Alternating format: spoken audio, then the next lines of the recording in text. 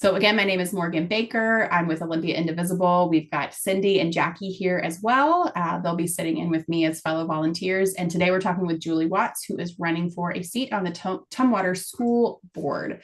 So Julie, give us a little bit about why you're running and what you hope to accomplish if elected.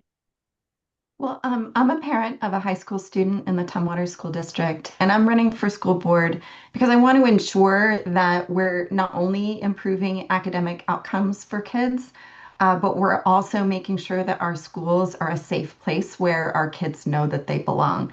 That is what our middle school and high school students have told us as a part of the strategic planning process is the most important thing. I also want to support our school district to improve outcomes for all children and youth in Tumwater schools, especially with a focus on improving outcomes for those with the greatest barriers to opportunity. And clearly, we need to address a structural budget deficit that our district is facing, while also continuing to invest in having a high quality learning environment that supports our students and our teachers and our staff to be able to meet our goals for improving student outcomes. That's great. I'm just taking some notes here. All right. So, in your questionnaire, we asked about what sort of experiences you have that might make you a good candidate to serve on a school board. And you mentioned that you're currently a senior policy advisor for government affairs at the Department of Children, Youth, and Families. Can you talk a little bit about your experience with DCYF and how you anticipate that experience would impact your decision making processes on the school board? Yeah, and I have an update. I received a promotion since I filled that out. So Congratulations. Good for I'm now the you. Deputy Director for Government Affairs. Okay. And so my work is really about helping lawmakers, our state legislature, understand the real life impact of the decisions that they make. So I do, I'm external facing with the legislature. I also analyze public policies and budgets on behalf of the agency to support the agency to make decisions and our leadership to make decisions about our policy positions and our needs for funding as an agency. Um, did you want me to say more about that, or is that kind of help? Yeah. Yeah. No, you're welcome to. I do have, a follow-up question regarding your previous budget work. So if you want to hop into that, you're more than welcome to. My previous budget work, you mean Yes, before this position? Yeah. yes.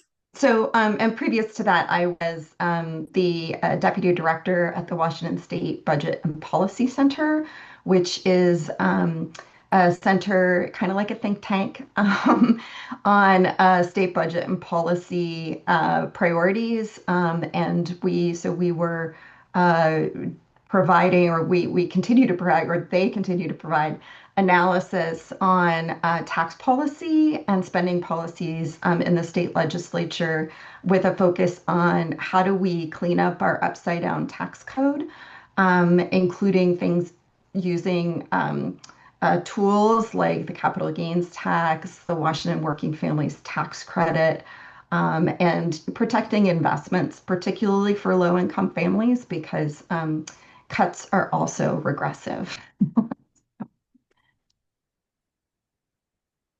Yes, I'm not native to Washington, and boy, haven't I noticed the upside down tax code since moving here. Okay, that is great.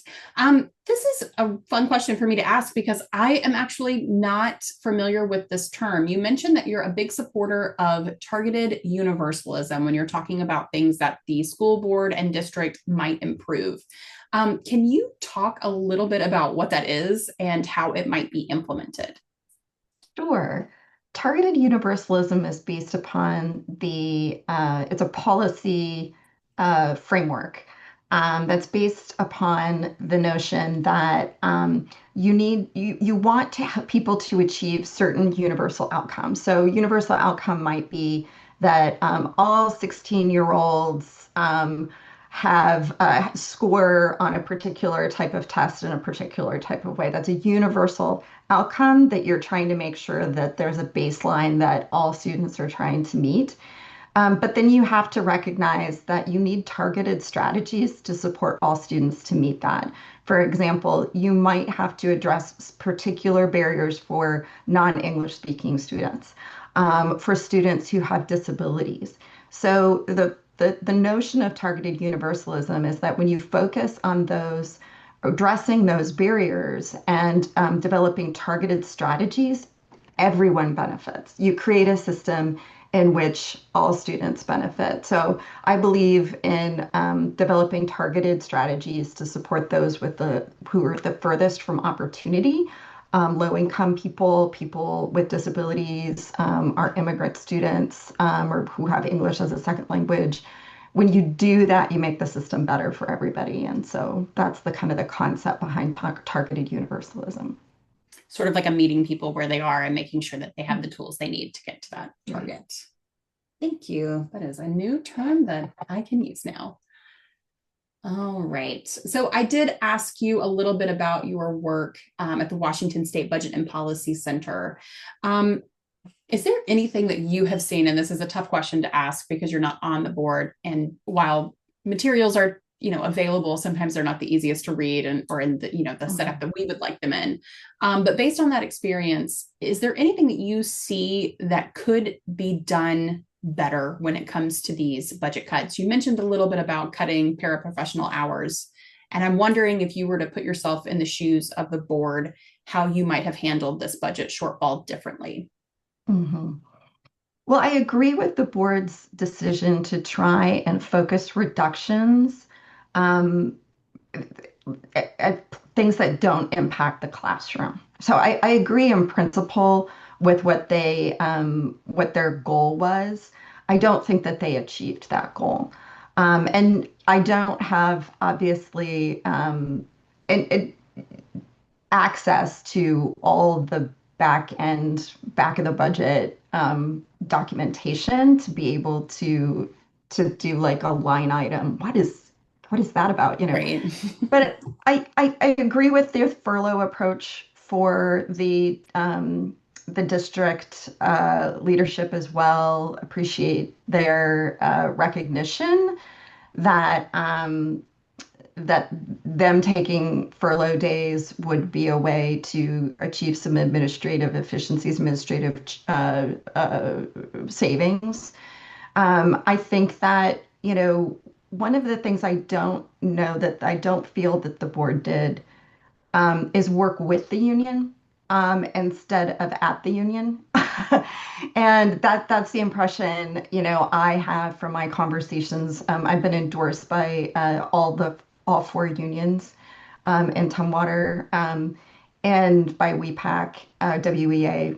And so, I think that, it would be important whenever you're looking at reductions in force to consult with the people who are working in the schools, so you don't create, it's and that doesn't mean that you're asking the union to write the budget, but it does mean that you are using the insight that the people who will have to execute any cuts or changes on the ground, that you have their insight into the best way to achieve a reduction in force. Okay, great, thank you. I have a note here that I really like your take on the fact that conflict is normal and necessary. I think we, post-COVID, particularly in the virtual environment, have kind of slid into a conflict avoidant state. Mm-hmm. But conflict is where we grow and can make some hard decisions.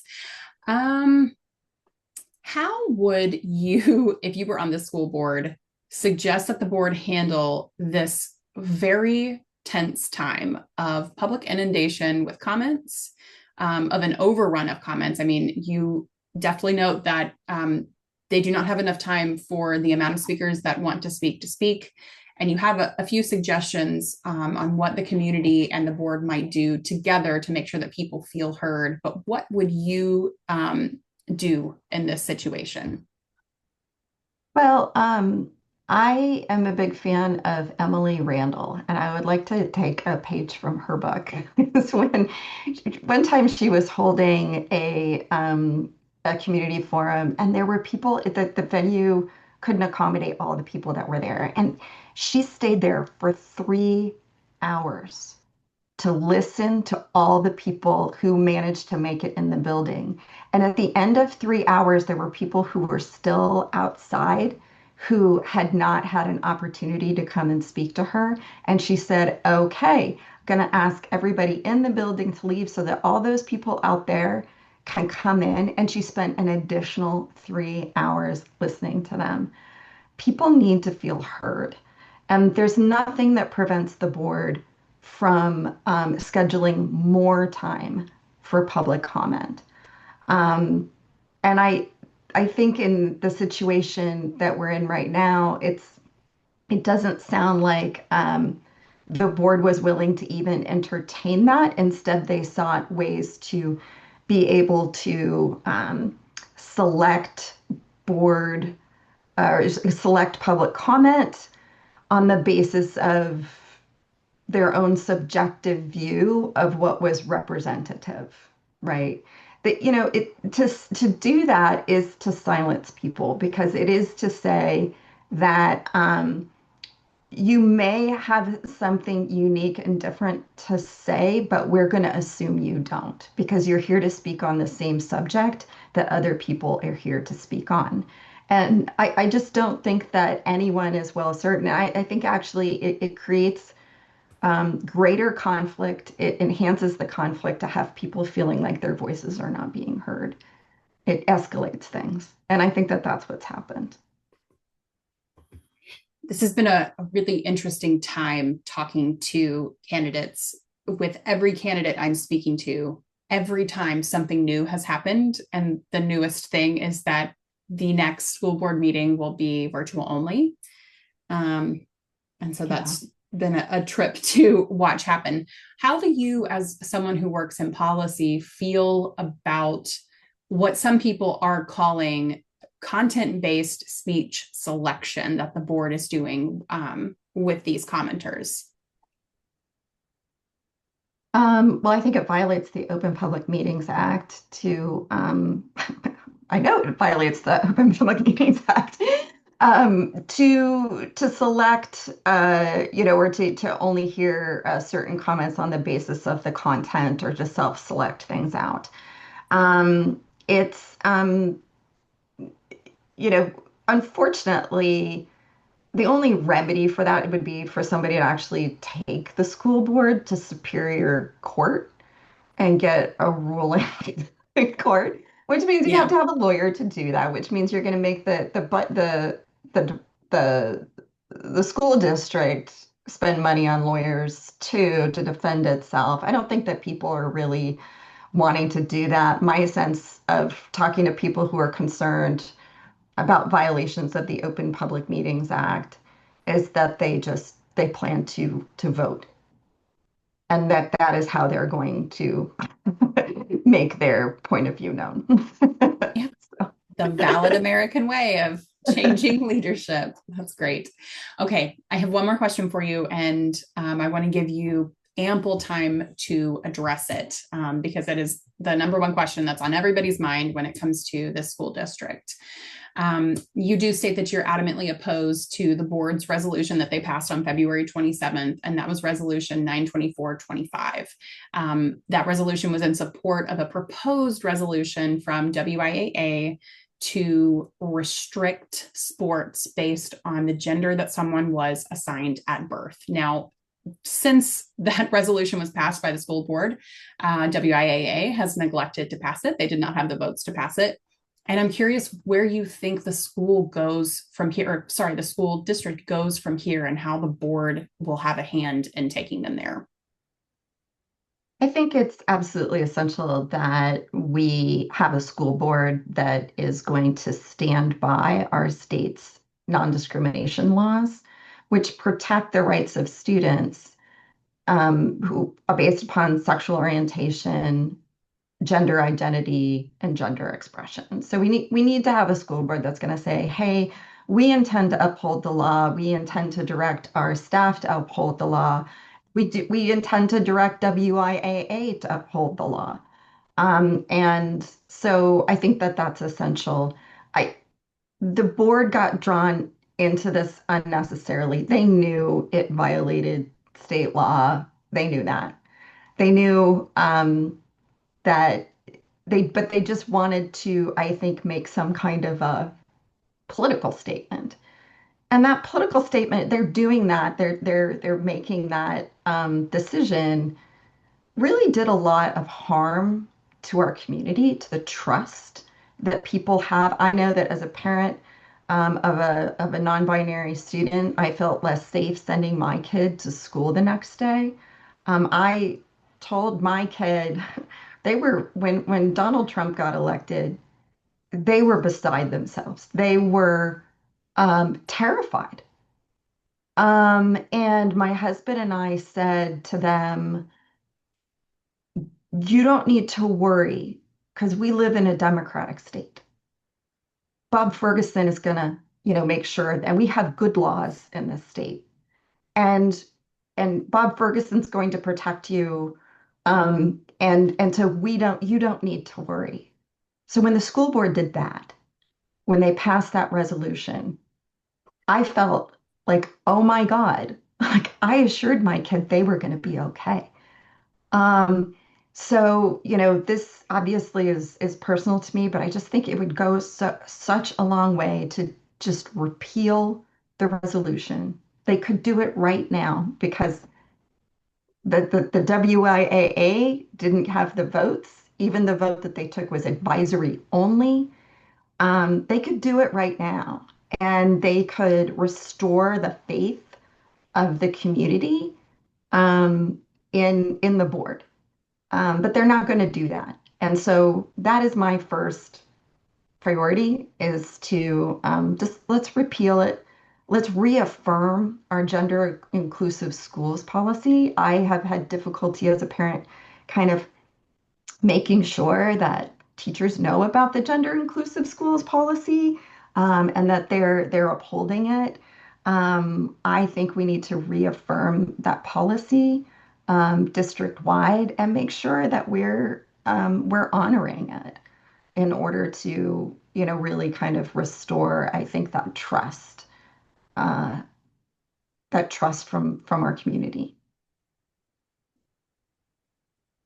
Okay, that's great. Thank you for those personal stories as well. These are things that certainly matter. Okay, I think you answered all of my questions very succinctly. Thank you so much. Like and I said, now I'm I'll a just lobbyist. I have to do it fast. You're used to the clock. Yeah, thank you. I appreciate that. I'll just give you a chance to talk about endorsements if you'd like again. You can talk about where you can find campaign materials if people want to donate or check out what your mission might be. Where can they go to find out more information on you? Yeah, my website is electjuliewatts.com.